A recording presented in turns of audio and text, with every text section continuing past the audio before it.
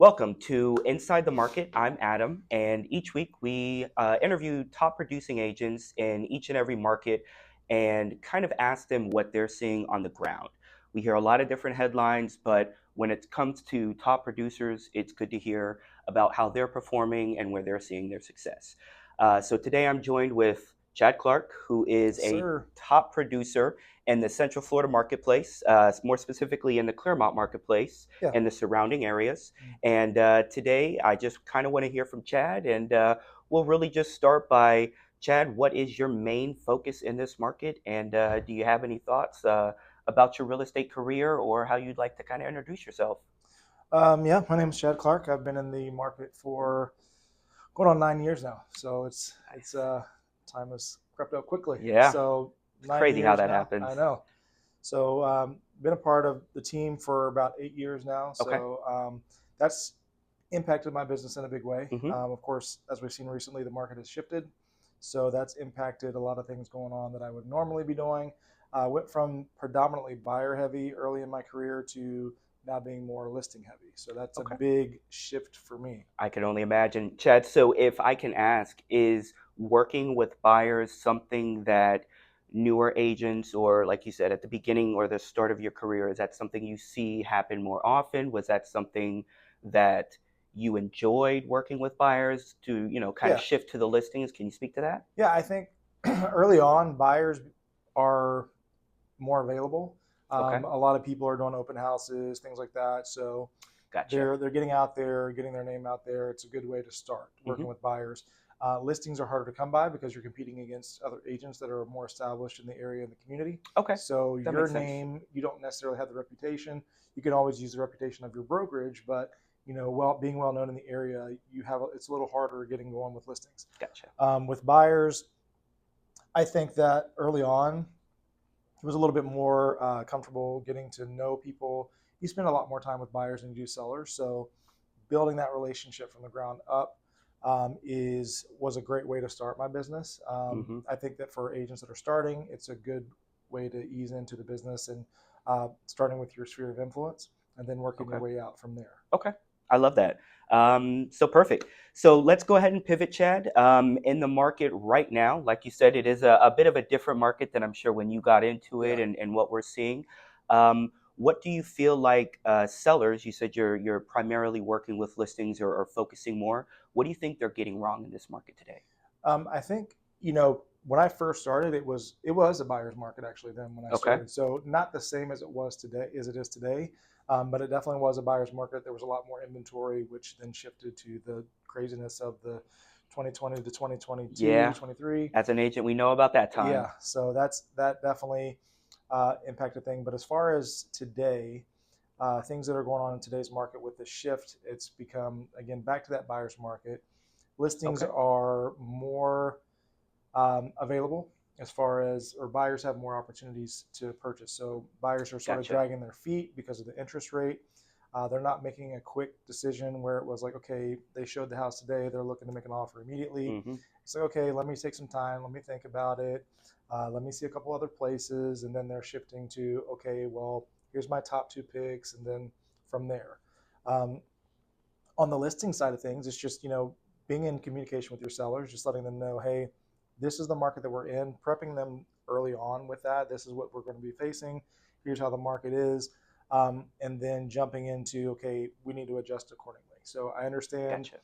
price point may be on par for what's out there, but we need to be ahead of the market and adjust accordingly, and just prepping them Okay. for that and having those conversations when they come up. Those have been more difficult conversations as of late, just in the sense that houses, I know as far as my listings, we're priced well. So looking at an adjustment is just like, it's hard to ask for an adjustment I because can the see it. house is priced right, Yeah, but at the I can same see it. time, if you want your house to sell, you got to make that adjustment. So I can see it. also trying to be creative with, okay, maybe we're not offering or adjusting the price, but we're going to offer a concession or something like that. Hmm. So just trying to come up with some creative different ways to market the house and get it out there.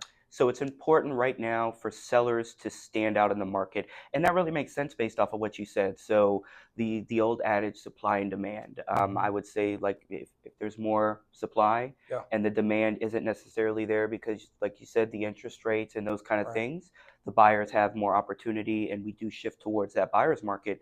So the sellers are going to have to do those unique things to attract more opportunities right. for them. So I love that you said that. And so is that what you're recommending to the sellers? Yeah. So, okay, going into it, it's like, okay, here's where we're at with the market. Here's where your house sits in that. Here's where your active competition is. So, looking at those when doing pricing to say, Mm, we want to be priced competitively. yep. So, what's going to make your house stand out versus somebody else's, or what features do you have that they don't have that's going to be more attractive? So, pushing those features forward, making the price accordingly, and then Gotcha. Okay. from there, okay, what can we offer? There's new construction out there that they're back out with new incentives. So Yep. it's like, okay, now all the incentives are there, the extras, so buy down rates, closing costs, all that stuff. So as a pre-existing, what can you do to compete with that?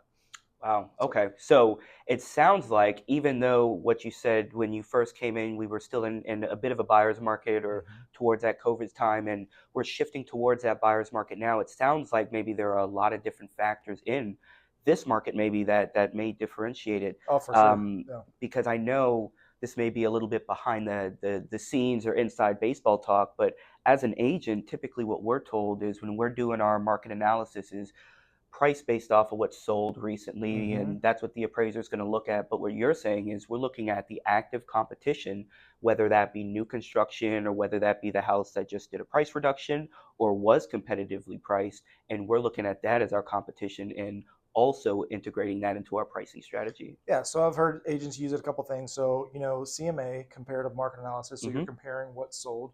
So I've heard the new term of competitive market analysis. So Okay. what's your competition look like? What's out there that's selling or on the market in Yep. your neighborhood and surrounding areas that is similar to yours to say, okay, we want to be priced as well or better than these, especially depending on the features. Okay. I love that. Wow. Okay. This so that's definitely going to take some agents a little bit getting used to, but I'm glad you Hmm. said that because I know what we go into sometimes with these markets is the sellers who are focused on the house that's sold or maybe just don't necessarily have a realistic price point. They've Yeah. seen some stuff online. So what you're saying is we don't want to look at what's sold, or even if we do look at what's sold, we're actively looking at comps and we're looking at the full scope of the market. We definitely want to look at the full scope. We definitely also want to look at what's sold. That's where we're going to take our Okay. base. What I mean by active, looking at what's active out there, is looking to see what your competition is. Hmm. However, the thing to be careful with that is sellers do look at that stuff as well. Hmm. So Yes, I do. sellers are like, well, this house down the road, my house is better than that, and they're listed at this price, and it could be 50,000 over where you're telling them they need Yep. to be. So Yep. you're just like, I understand that they're overpriced, so Okay. that's where the solds come into play. It's like, I understand they're priced there, Gotcha. but they're not moving. And there's a reason they're not moving Uh-huh. because they're overpriced. You want to be priced better than them. And that's going to make your house move faster than theirs is going to. Understood. So yeah, that's the danger of trying to just come in with what's active. That's Hmm. what a lot of sellers do is like, this is active, this is active, this is active. These are all comps. It's like, those aren't comps in the sense of the traditional sense of Yeah. what's sold. Yep. Those are what your competition is. Hmm. So you've got to make sure to distinguish the difference, making sure that you're not using those to price the house, but those to look at, okay, are we pricing according to what my competition is? I think that's great to say. I mean, obviously, we want to look at what's actively on the market, but we don't know what they're going to get as an offer, how long they're Mm-hmm. going to sit. And the old adage in real estate is a house is it sells based off of what a seller is willing to sell it for and what a buyer is willing to pay. So we Right. got to marry those two. So I love that, and going off of what's recently sold is definitely a good adage. Yeah. So go ahead and shifting to really the market in general and how your approach to the market has maybe shifted Mm-hmm. as things have changed. Can you kind of get into what your initial expectations were in this market and maybe how that has shifted or how the market has proved that incorrect or correct? Man, I don't know if anybody was ready to go into this type of market, Yeah.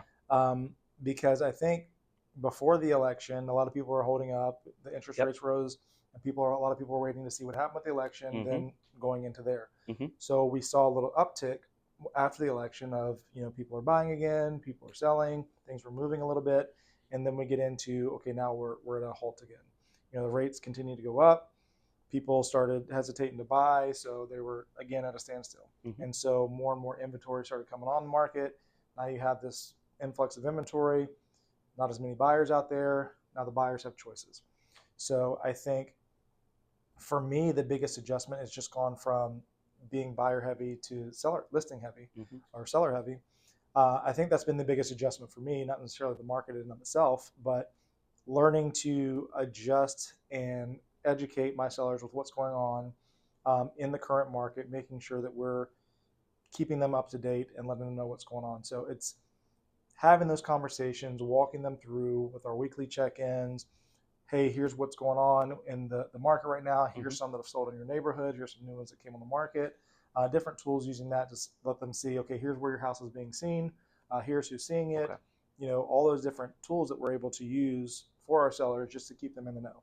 I think I found that that's put me in more communication with sellers than typically would have been, like a weekly check-in or, hey, when the market was hot, we're having a couple Yep. conversations and your house is gone. So Yep. now we're cruising to the finish line. That makes sense. So spending more time with them, like typically you would a buyer, not necessarily in face-to-face, but Mm-hmm. conversations. So, some sellers are frustrated because the market is what it is. Mm-hmm. But also, if you're able to communicate with them in a way that they're understanding, hey, we're doing everything that we can to get this thing sold. This is the market. How can we get ahead of it? How can we adjust accordingly? I think they appreciate that a lot more than just getting frustrated with you and you're just sitting back. The market is what it is. So I think informing them and keeping them up to date is highly important. Letting them know that, hey, what's going on, you're keeping on top of it, and hey, we should adjust here, or hey, let's hold tight for right now. Mm-hmm. So I've actually had to tell sellers, hey, let's hold tight for a moment before making adjustments because, hey, we're getting ready to go to an open house this weekend, or hey, let's do this in alignment with that. So just different things to where they're asking me for price reductions and I'm not the one pushing it. So some I'm like, okay, yes, we need to push the price reduction out, or others, hey, we need to just hold. Yep. We're getting a lot of activity, so let's see what comes from this. Mm-hmm. Wow. So it sounds like the main thing that's adjusted for you is communication with the sellers, and that's vital because I know speaking with sellers and also talking with a lot of agents, one of the big pitfalls with agents is the level of communication, and so I can see when the market is kind of shifting, and maybe when you're going into a buyer's market, there can be a lot of incentive to try and go after the buyers. But when there's like you said, there's a lot more inventory active, there's going to be a lot more conversations with sellers available. And if you're the one that's able to guide them through the market and kind of speak with them step by step, I can definitely see how that approach would help people get adjusted to this market a lot faster. And that's ultimately what our job is. Yeah, I think that's been a game changer for me, whereas difficult conversations are difficult conversations. Yes, they are. And as agents, we don't necessarily like to have those. Yep. Some agents welcome them more. I'm not one of those agents that fair enough likes those difficult conversations. I'm in that same ballpark. But I think if you stay ahead of it and you're educating them along the way and just giving the information that, hey, this is what the market is telling us, this is what we're seeing right now. I think that's not, well, I say this and well, I'm doing this. I think a lot of agents push themselves versus, hey, this is the market indicators. So here's what we're looking for, and here's what we need to adjust if you see this. So a lot of that prep work comes ahead of time. So if you've prepared them for what's to come, those difficult conversations come a lot easier. That makes sense. I think what you're saying, where it's not about me and what I'm doing, it's about the market. You're not pushing yourself. You're more so just pushing. This is what's actively happening online. This is what we're seeing. This is the feedback we're getting. This is the black and white. This is the market talking to us. And I think that's important because it's really easy for a seller or even a buyer to get mad at the agent and just kind of put it all on them when the market itself is maybe speaking a lot louder. Can you speak to that? Well, I want to say something about, you said something about feedback. And that is a huge thing that I've struggled with getting feedback from agents. Oh, okay. So that's been a difficult part. So my sellers are like, what happened with the showing? And I'm Mm-hmm. just like, I don't know. I'm trying to get feedback. I'm Okay. calling, I'm texting, and I'm emailing and trying to get feedback. So I think as agents, that has to be one of our top priorities is giving that feedback. And I get Gotcha. it that we're out there showing multiple properties and things like that, that you don't think of it right immediately, but Mm-hmm. hey, we give you reminders. Yep. And then I'm texting you, I'm calling you. So at least give me something. So, and I prep my sellers for that. Hey, this is what's happening. We're having to chase feedback. We're not getting it. Okay. So again, that's been a little bit easier of a conversation because I'm prepping them ahead of time. But I said, I'm texting them, I'm calling them, I'm chasing it down. So it's a lot more work for the listing agent Mm-hmm. to do those things versus just, they didn't say nothing. It is what it is. Yeah, so they appreciate that. Mm-hmm. I can show them conversations of, hey, this is what I've said, this is what's going on. I'm not getting responses, or I am getting responses, and here's what they're saying. So Okay. having that feedback is important with them because, for some of them, they're just like, okay, I don't understand why it's not selling. And I had one like that for the longest time. It was like, the feedback we're getting is not about price. It's not about X, Y, Z. This is what we're getting, and there's Mm-hmm. nothing you can do about that. So I think Mm. that's important for them to see as well. Is like focus on the things that you can do something about, not what you can't do anything about, because Okay. you can't change it. Yeah. So I think that's been important as far as the feedback and everything. Can I ask, when you do have that conversation, and this may be another inside baseball or behind the scenes question, but when you do have that old thing where you get a lot of feedback, but it's nothing you can Yeah. actually give to the seller to make a change, do you have a go-to as far as what that may mean, or do you have any advice as far as is there anything the seller can do at that point, or is it just the market? For example, one of the listings I had, they had a converted garage. Okay, Okay. so for the longest time, some of the feedback we're getting was, oh, it doesn't have a garage. Okay, well, we said that clearly in Yep. the description. I think that's step number one. Yeah, Clearly explain it. but you know, getting feedback is like, okay, well, after they saw it, they really want a garage, or Yeah. they didn't realize how important the garage was. Mm-hmm. So those are factors, and I'm just like, you can't do anything about that. You're not going to spend the money to convert the garage back. Mm-hmm. So we just got to have the right buyer, and that's all it takes is for the right buyer to come along and say, hey, I'm cool with it. You got a lot of extra square footage, which is a plus compared to the things that we're selling, versus, okay, these have garages. Those are selling a little bit quicker because Mm-hmm. they have something that you don't. Yes. So there's nothing that you can do about it. It's just like Okay. saying, okay, well, this one has 5 bedrooms versus your 3 bedroom. Mm-hmm. You're not going to Can't make change the additions. size. Yeah. Can't change. Yeah. Can't And change if you're gonna sell it, location, yeah. things like that. So, Understood. And I think that's important to realize. In real estate, we talk about the three things that sell a house: price, location, and condition. mhm. What can you make the change on? And if you can't, obviously, I think it's like you said, that may be the market indicating this may not be the buyer, or The only other thing to do is price. yes. Yep. There you go. I love that. Okay, so kind of shifting, I guess we kind of got into how the market has changed. Like I said, you're working with buyers, your communication has gotten better. Looking at the agents, leave your feedback because that's definitely important. And, Yep. and as an agent, I'm sure it can make your life a little bit easier. It's made me also, when I'm working with buyers, make sure that You're I'm leaving the leaving feedback. some feedback. Yeah, Yep. it gives you that little Mhm. reminder. No, I love that. So, in the market right now, I know you said you're working with a lot of listings. Mhm. Can you tell me where the majority of those listings or where your clients are really coming from now? I say 2 places. Number one, team leads, Okay. and then second of all, sphere of influence. Okay. So Let's break that down. yeah. Chad, can you go into, I know we've touched on the team a couple times. Can you go into just briefly the team you're a part of and what that consists of? Yeah, so Matheson Klein Group, been with the team for about 8 years now. Team, we get leads that come from different lead sources, Okay. whether it be a sign call, our paid leads from different sources, different vendor referrals. Mm-hmm. So those leads come into the team. It's a speed to lead type thing, and so whoever gets it first, Yep. they claim that lead. The other side of that is sphere of influence. So Okay. those are people that I personally know, or people that have referred someone to me from my sphere, or friends of influence or whatever. So I have the ongoing joke on the team that my sphere, everything that comes is my sphere of influence. It's so, all encompassing. That's right. So everybody around that's my sphere. Fair enough. But no, that's been one of the biggest things in my business that I've seen, probably about 50-50. It shifted to Oh, wow. about 50-50 Okay. between team leads and sphere leads. Okay. And so, can you get into what maybe the sphere leads, what it takes to, is that just people you know, people referral? Is there a specific way you cultivate or look at the different types of Yeah. ways those? So I would say one of the biggest ways is just being out there in the community. Okay. As an agent, that's one of the things that I've done, which for me, I'm an introvert, so it's definitely kind of hard for me to go out there and do that. So I tag team with somebody at first when I first started, just, hey, come to these events with me, get to know these people out here. And so I did.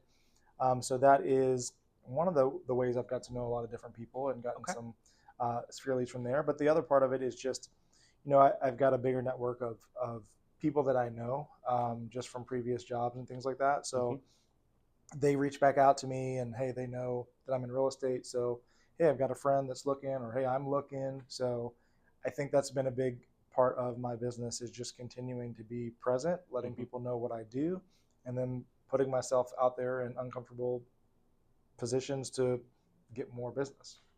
I think that's very important what you just said. The discomfort is where the growth happens, and Mm-hmm. even if you may not be comfortable in a situation, I think that's where it can Right. generate a lot of beneficial outcomes. So, kind of going back to the market, what did you stop doing, or what did you decide to kind of change up in the other aspect that wasn't working in the market? I wouldn't say that there's something that I stopped doing necessarily. I think I got back to basics. Okay. So going back to basic fundamentals, and that's as athletes and coach, that's a big part of my life. So, Hmm. you know, everything is about fundamentals. Everything's about the basics. Yep. If you can do the basic things right, you'll be successful. Okay. Than trying to do all the hard things because people look at you and see, okay, well, you've had success in the business, so hey, what can I do that you're doing? I tell them, hey, start here. Come back to the basics. We're doing lead gen. Get with somebody, do script practice. I would think that we do our first and third Tuesdays. We're doing lead A generation coffee at and the lead gen. coffee. Yep. Yep.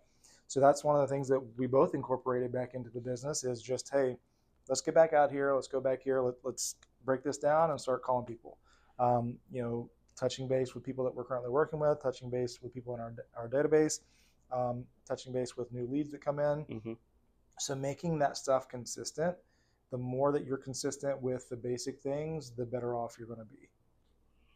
Wow, I love that. I think as an agent, speaking for myself, Mm-hmm. and I'm sure this may echo with you, it can get very easy because there's a lot of different avenues for us to go down, and they all look attractive Mm-hmm. until you start going down them. Yeah. But once you start getting back to the basics and really working on those fundamentals, just like you said, as an athlete, when it comes to basketball, football, any sport, when you really start to work on focusing on being the best version of you, Mm-hmm. it all kind of, the fruits of your labors Yep. kind of show themselves at the end. So I love that. Yeah, and it just goes back to a couple books that I've gone through: The Compound Effect by Darren Hardy, Okay. and then Atomic Habits. Very similar in the content, but it's all about, okay, start with the little things, and you keep on doing the little things consistently, and by the time down the road, they'll compound upon itself, and then it'll look like it happened overnight. Mm, But nobody's seeing all the little things you've been doing behind the yeah. scenes, so all that stuff adds up. I love that. I think talking about books, I think a lot of agents more so focus on the aspect of business.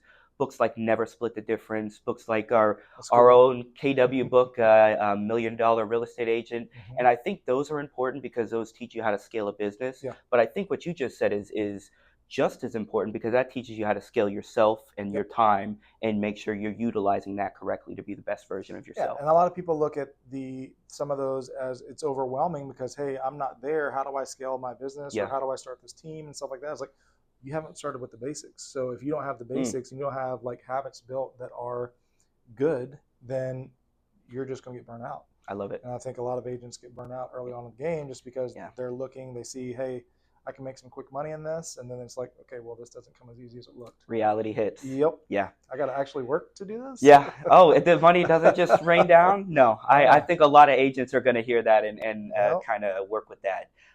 So, just a little advice to any kind of buyer or seller right now. If you were a seller in this market, or you were giving me advice as a seller in this market, what kind of advice would you give me?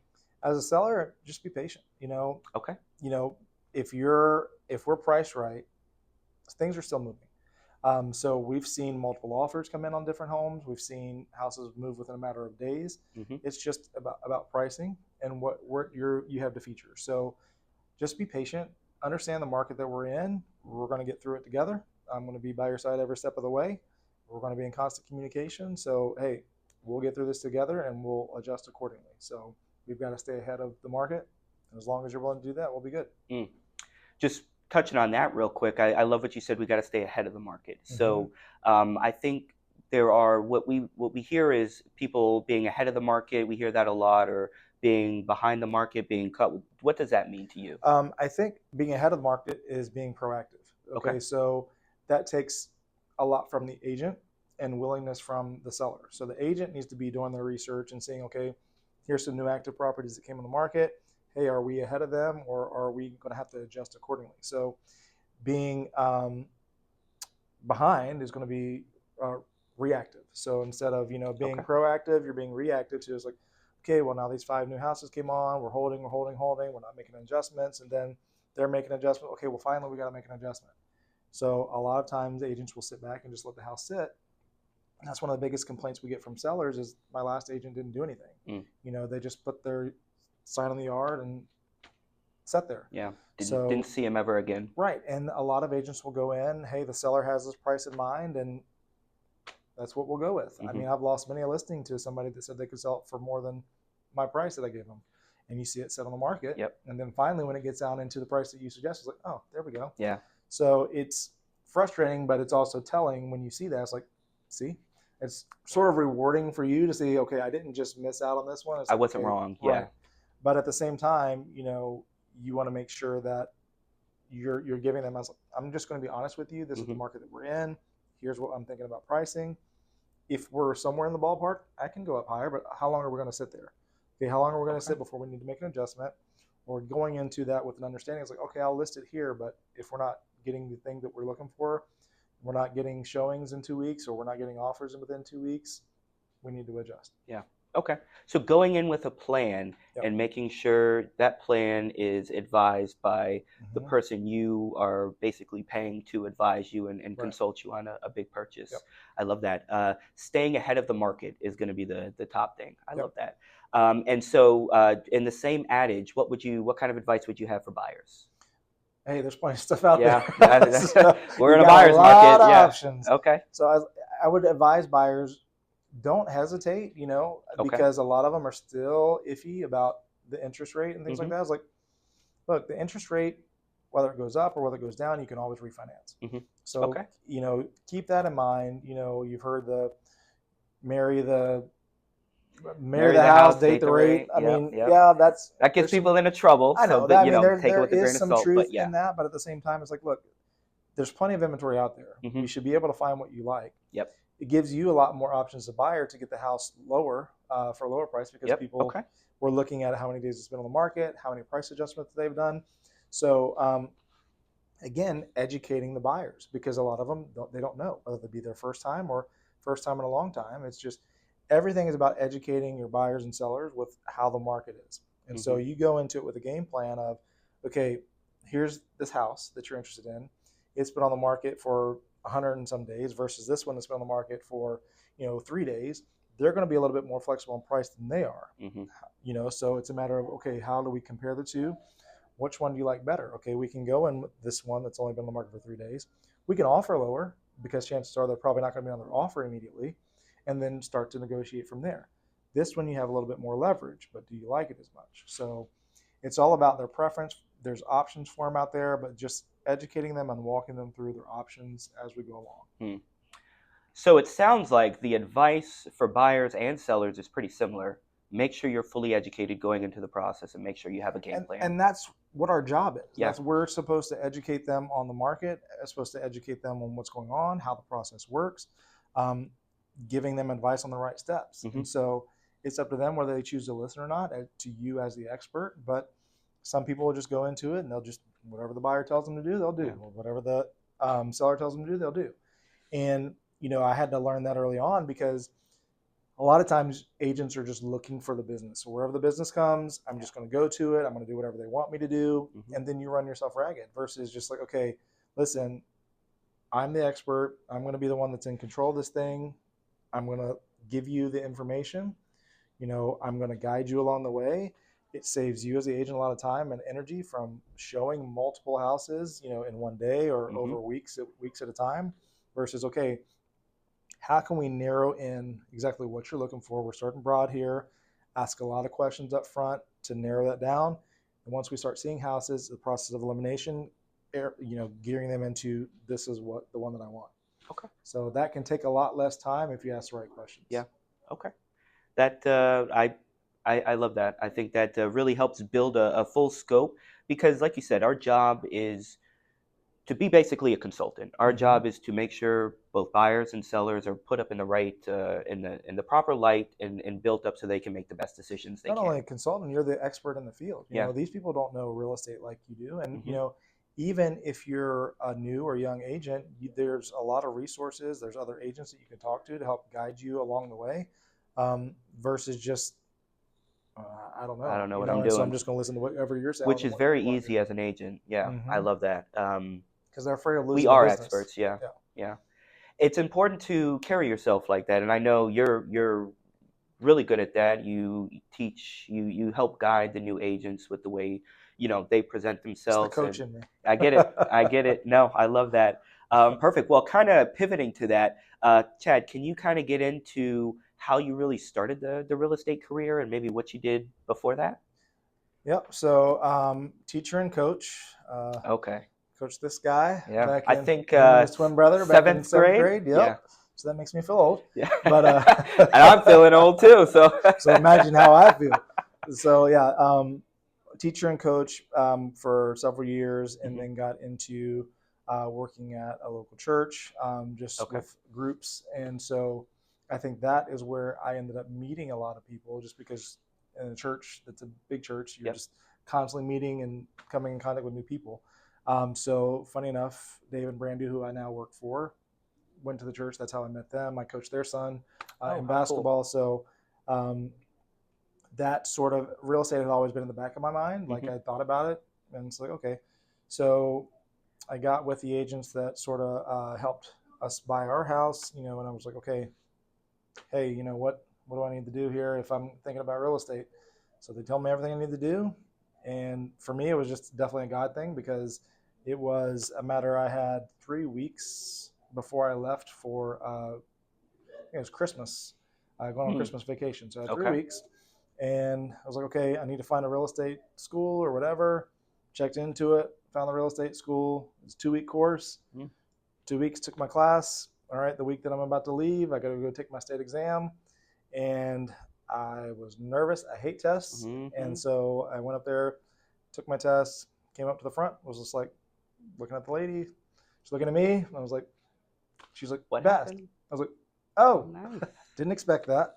So I was like, okay, that was it. So I love that. been doing it ever since. Chad, do you think that was the athlete in you going up to like the end of the fourth quarter to kind of put that pressure on yourself to get that real estate pass? That I don't know a lot of people who took the real estate course in 2 weeks and passed on the first try. That's That, amazing. because that's what everybody said. It was like, okay, nobody passed on the first try. So that's in my mind, Yeah, I hate tests as it is. So I'm like, there's no way I'm doing this I to love pass it on the that. first time. So I was expecting, Yeah. to fail, and then just like, oh, okay, I passed. Yeah. Good. Well, I think we're given signs that we're in the right Yeah. direction, and if you believe in that, that's definitely a sign, Yeah. and I would say I definitely do. So kind of, I know you kind of briefly touched on it, but like with going to the big events, you weren't really. You're more of an introvert, and Hmm. definitely being a real estate agent, you want to be talking to people and be notable. Would you say that was your biggest struggle, or just kind of starting out? What do you think your biggest struggle was as an agent?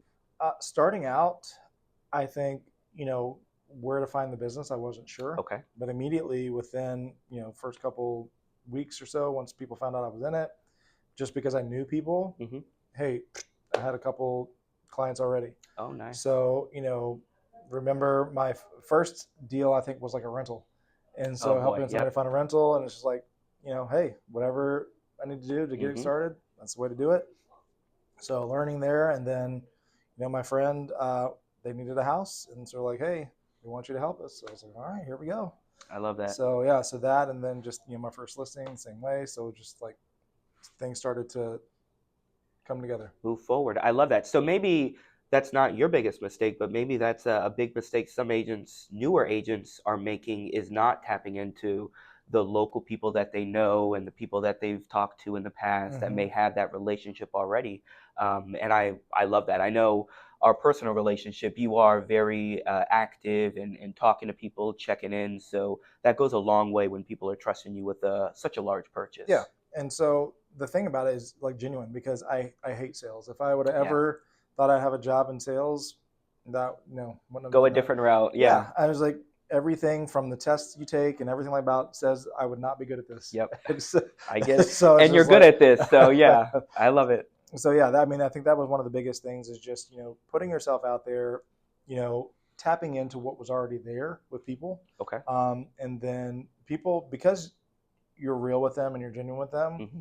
they want to help you out. That And so authenticity. yeah, so then it comes back to just, okay, people know that I'm doing it, they want to help out, they Hmm. want to use me, things like that. So, and that's what's continuing to happen. And you'll think nothing's going on for a while, then all of a sudden your friend calls you or whatever, and it's like, hey, I got somebody that's looking for a house, Yeah. or they need to sell their house, or they need to do this. So just continuing to nurture those people. And I Yeah. think the same thing for um, you know people that are in your database, just nurture them. And people don't do that. It's just like, okay, this person said no, moving on. No, we're touching base again, we're going to continue to do Yeah. this. And so I funny enough, this was a Sphere person, yet I kept in contact with them. First it was about, okay, they're not ready, not ready, not ready. Hmm. 6 years later, because of the Wow. consistency, we closed on a house. Yeah. I I I think that's very important as an agent to note is we don't have a reason to stop communication unless Hmm. you don't want to talk to me. Yeah, If you tell me to stop, okay, kick maybe that's rocks. yeah. Now I don't want to do business if you don't want to do. But Yeah, it's my job to actively check in and make sure you don't have any real estate needs. Because if you do, yeah. I love I that. mean, and I hate to be that person that's constantly, hey, do you want to buy a house, blah blah blah, whatever. No, those are not the kind of conversations. It's like, if it's somebody that I know, especially, it's like, hey, just want to touch base with you, see how you're doing, are you doing Hmm. all right, and then they bring that up as Hmm. far as like, hey, I'm thinking about this, might be the year to purchase, or I'm thinking about it. And that's what happened here. We're just like, you know what, Yep. let's go for it. And I Yeah. was like, all right, that's what you need to do. Looking at it as a relationship and not a Mm-hmm. transaction. I love that. And Yep. that goes back to the salesman aspect. We're not looking to sell you something. We're looking to just be the best version of us we can be and be an agent on the side. And if Yeah. you need our help, we can be Yeah, of and I assistance. think that's one of the biggest things. Like, if you see buyers and sellers don't want to be sold something, Mm, and they just want to be listened to and heard, and then guided along the way. okay. And I think that's one of the biggest things that I've learned, because that's something that I feel like I do naturally, is just, hey, I'm not here to pressure you. This is, you're purchasing this, you're Yep. buying this, or you're selling this. So I'm just here to give you advice. Hmm. Because a lot of agents want to go in and sell, sell, sell, sell, sell, and they overtalk themselves out of things. And same thing when I hate when I go to an open house, or not an open house, but a showing, and the agent's there. My buyers Mm, feel uncomfortable. yep. They're trying to sell them the house, and once we get outside, it's just like, okay, now tell me what you really think. Now we can talk. Yeah. So Yes. I think we've all been in that situation. yeah. So like, for me, when it comes to showings, what I do is like, I sit back. It's like, hey, you guys take your time. You walk around. I'm just here if you have any questions. Mm, And I'm not trying to, hey, check this out. Look at this feature. Look at that. Some agents will do that, and that may be fine for them. That's just not my style. And I found that it's worked because they don't have the pressure. okay. Like, they're being sold something. It's like, let them ask you the questions that, hey, what is this? How old is this? Or, hey, I like this. Yeah, they like it. I don't have to live there. Hmm. So it's a matter of what they like versus, I'm asking my opinion. I was like, I don't got to live here, Yeah, so I'm it not doesn't paying the really bills. doesn't really Yeah. matter what I think. Yeah, I So think that's important. Let them see yep, themselves in the house and yep, your opinion, as much as you have that, it doesn't always yep. matter. And they may ask for it. And I at might that think that's point, ugly, and they're yeah, like, "Oh, this is beautiful." the surprising amount of times that happens, I Okay. think, is astounding. Yeah. Yeah. Okay. And so, what would you say towards the beginning or whenever maybe it sounds like you started off and with the setup you had, you were pretty readily into production, but was there a shift that you had that like really ramped up production for you or Yeah. really starkly increased the production level you had? Joining a team. Joining a team. So, joining a team, my business immediately doubled. Okay. So the amount of production that I was able to do, yeah, you have your team splits and everything, but I had so many more deals that Mm. I didn't notice a difference. Yep. Where I was scrounging my first year just to, I did well my first year, but Mm-hmm. it's like, okay, where's the next thing coming from? But once it was established and once I joined the team, it was like, okay, that skyrocketed my business. Mm-hmm. The training that I got with the team was, head and shoulders above anything that I'd ever gone through. So the training that came along with it, being a part of the team, having to not having to do everything on my own, getting coached as a part of that, lead generation, script practice. I hated script practice at first. I think Um, that's pretty common. yes, but the shift for me was once I bought in and said, okay, I've got to do this. Yep. This is going to help me. And once I did that, immediate shift in everything, my mindset, and how my business was going, Mm. um, and what I was able to do. So I was able to grow on my team to where they saw, because we had separate buyer's agents and we had listing agents. Okay. And once they saw what I was able to do as a buyer's agent, they were like, okay, would you be okay taking on some listings? So I was like, sure, I'll give it a shot. So was trained in that area, and started, they called me the hybrid on the team. I was able to Mm. do a little bit of both. Okay. Of course, our dynamics now is like we do both. Yep. But at the time, that wasn't a thing. It was an either or type Yeah, of it was an either or situation. type of Okay. thing. And so I was able to grow into the position where I was doing both, and then also eventually grew into a position where I was training new agents as they came on the team. Oh, So nice. yeah, me Okay. being one of those Yeah. agents. So, but yeah, so that was something that I was able to do. I enjoyed it because that gave me the coaching fulfillment Mm-hmm. of being able to take what I had learned and teach it to others, Okay. and then help them skyrocket their business because that's one of the things I like seeing other people be successful. Mm-hmm. I think that's amazing to see the full 360 life kind of gives us sometimes, Mm-hmm. where you started off with the teaching and the coaching, and now you've kind of seen that come full circle Yep. with All prep teaching the need to do. team and yeah, Yeah. being with new agents. And I do think it's really cool to work with the new agents and see them when they're actively doing great things and investing in their Mm-hmm. business to grow. So that's really cool. I will say, so Chad and myself are part of the same team, and I made the same decision he did, and yeah, the team has been very fruitful, and Yep. I'm really happy to hear that that was the big decision for you that really shifted Yep. your business into gear. Do you think there was any others as far as I know you kind of touched on really actively within the team working on the script practice and the role play. Do you think that was a big, because I know you'll hear a lot of people don't necessarily do the role play Yep. and they think they're fine. Do you think that that really changed the way you could speak with buyers and sellers? 100%. Okay. Yeah, because that prepared me for anything I could face, especially doing script practice with Gus. So, Okay. so if If you anybody, don't if know, Gustavo Ortiz is our resident bad guy, bad butt, and he will challenge you. yes, so being new on the team, Gus lets you have it, and so it's like, oh my gosh, what buyer or seller would say that? Yep. So you're just like, okay, Yep. if I can handle that, Yep. and you walk through those different scenarios, and if you're able to handle it, it's like, oh, talking to normal people comes Yeah. easy. Well, I think that's important. Practice should be harder than the game, Yep. and so that's I think the idea there. In every aspect, even in real estate, just like sports, is like if you don't practice for the moment, you're not going to be ready when the moment happens. Mm, So I the love that. more prepped you're ready, the more preparation you do and you practice these things, just like lead generation, script practice, the basic fundamental things, when you get out there and you do it, it comes naturally. And Okay. so that was able to transition how I was able to handle conversations because I hate being on the phone, but I was able to handle phone calls just because what I was trained to do. So I could have a conversation, and then it became more natural and looked forward to it. Because you ease into those things versus just like you get on the phone and you don't know how to answer a Kind of question or freeze what to up. say. Yeah. Yep. So and people will see that. Okay. And kind of shifting gears a little bit, what kind of clients do you enjoy? I know you said listings, buyers. Is there a specific type of client you actively like or enjoy working with that really benefits you? I know a lot of agents, first time home buyers or something along those lines. I would say buyers in general Okay. would be my preference. just because I'm more relational, Yep. and I feel like the face to face and time that you spend with buyers is more up my alley versus listings. You don't really get to see those people as much. So Hmm. you're having phone conversations, you're having text or email conversations. So there's not the one on one interaction as much as you're getting to go through that experience with a buyer, Yeah. whether it be their first time or somebody that's doing it again. Um, you get to walk through the whole experience with them, seeing houses, seeing them light up, see what they like, what they dislike, and then Hmm. helping guide them to the right one. And so that's very fulfilling to do. It's great on the listing side as well, but you just don't have that personal interaction as much. Mm. I could see that. I know with buyers, you're showing them different houses, you're walking them through the buying process.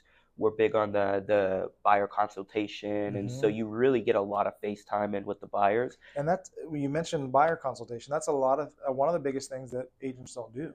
And when I started, it wasn't something that was commonly done until the new uh, laws with the lawsuit and everything changed. I think more people are doing it now, but I would talk to people, even successful agents. They don't have buyer consultations, things like Oh, that. I'm just like, oh, you don't sign a buyer agreement with them? That was something that we were trained from the very beginning to do. So when everything changed, it was nothing outside the norm for us. hmm, So I think having that consultation, really getting to know them and what they're looking for, that sets everything up for success versus meeting somebody at the house for the first time. You're sort of trying to sell yourself, but at the hmm, same time, they just want to see the house and be done. hmm. It total different dynamic. I love that. So let's maybe touch on that a little bit more. What do you do in a buyer consultation? What is the thought process? You said it's maybe setting the expectations. What is that about for you? Yeah, for me, it's like number one, I'm getting to know them, they're getting to know me. So I'm going to do a lot less talking. I'm going to ask some questions, and then I want to hear from them. So, sort of how I start everything is like, tell me a little bit about what you're looking for. Hmm. And so, what's got you thinking about purchasing a home? And I want to hear from them. That allows them to open up and start talking and not think they're being sold something where it's like, okay, here's what I'm here for, and I'm going through everything at first. I let them talk, open things up, and just hear from them. Okay. Try some active listening, repeating back what they say, to show them that, hey, I'm genuinely listening and trying to understand what you're looking for. Going through that, then I'll say, okay, I appreciate that, and then next it's like, okay, I'm going to go into tell what does this process look like. A lot of people have no idea whether they bought a house 10 years ago or this is their first time. They really don't understand the process. Hmm. So being able to break down the process ahead of time for them, that way they know what's going on throughout the process. So then we go into that, and then from there, just going over buyer agreement, all those different things, what those options are, explaining a little bit about the lawsuit type stuff. Yep. So just letting them know, and it's all information driven as far as what I'm explaining to them, what the process looks like, and then they're giving me all the information from them. Wow. So I could see somebody going into a process to purchase a house, having a buyer consultation and not having one. From what you're saying, the buyer consultation, if I was a buyer and I walked out of that, I would just about be fully prepared to purchase a house tomorrow. Yeah, because some people are just like, I just want to go see houses. Yep. And so you have to explain to them that's not what the process is. Hmm. They don't have a pre-approval, they don't have anything like that. Hmm. So, and some people will show houses where people don't have a pre-approval. Yeah. I don't do that, Don't do that. because again, you're setting the expectations up front. And so if you're just hungry for business and just are going to be a door opener, that's completely different from what our job is. Hmm. I think it's very important because when the buyer maybe doesn't have the education or doesn't really know why it's important to do something like get a pre-approval before they go out and see homes, it can seem like maybe you as an agent are trying to stop them or Mm-hmm. you're the bad guy. But when they understand we need to make sure your finances are Yeah. important or are in place before because we don't want you to fall in love with the house and then have something on the back and not make it happen. I think that's important. And I think that's what you're focused on in that buyer consultation to make sure they fully understand. Yeah. And I think maybe the agents who don't do that are, maybe not doing a disservice, but maybe moving too fast with the buyer when they could step back and really just make sure they're prepared. It's harder to explain on the go than it is explaining up front. Okay. So I think if you get things explained to them up front, they have the expectations, they know what your expectations are, that makes things go a lot smoother. Mm. Because then it's like, well, I didn't know I needed that. And well, nobody told me that, or Yep. why do I got to sign this? So a lot of people want to pump the brakes and hesitate on signing anything, but I've hardly ever, after a buyer consultation, not had somebody sign an agreement in all my years. Okay. There's been a couple that have hesitated, but then Yep. have come around to do it.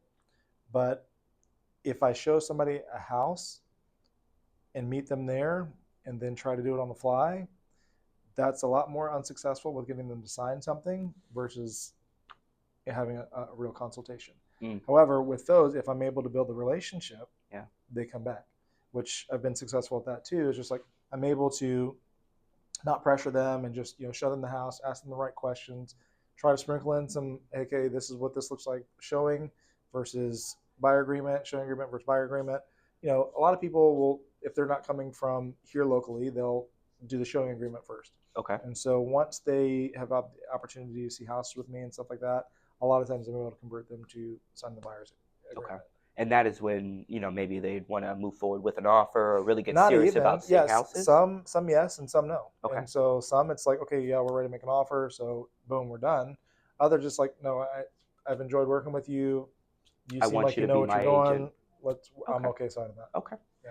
I love that. And so, kind of going into the agent aspect of things, if somebody who watching this from a different area loved what you had to say, what would be the best way for them to reach out to you and offer you out a referral? No, I'm just kidding. Don't. Okay. Give it to No, me. no, the best way, email or phone. Okay. So email address Chad at mkghomes.com and cell phone 813-469-5537. Perfect. So And either we're way. going to link that information down below. And down below. And if you guys really like the conversation, definitely feel free to subscribe. Chad, I always like to kind of close this out. Do you have one or two agents you think I should have on asking these kind of questions next? Yeah, I think one of them, of course, our team lead, Brandy, Okay. would be one of them. And then the other, I would say, Stellar Home Teams, Todd and Lori. Todd and Lori. Okay. Yes. I think we may be able to make that happen. Fantastic. So Chad, I appreciate you being here. I appreciate you taking the time to kind of share your insight. You've been in the business for quite some time.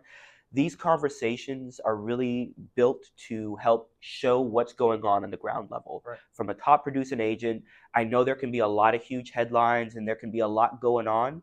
But when we hear from the people actually helping people buy and sell homes, I think we get the real story of what's going on. Yep. So I love that.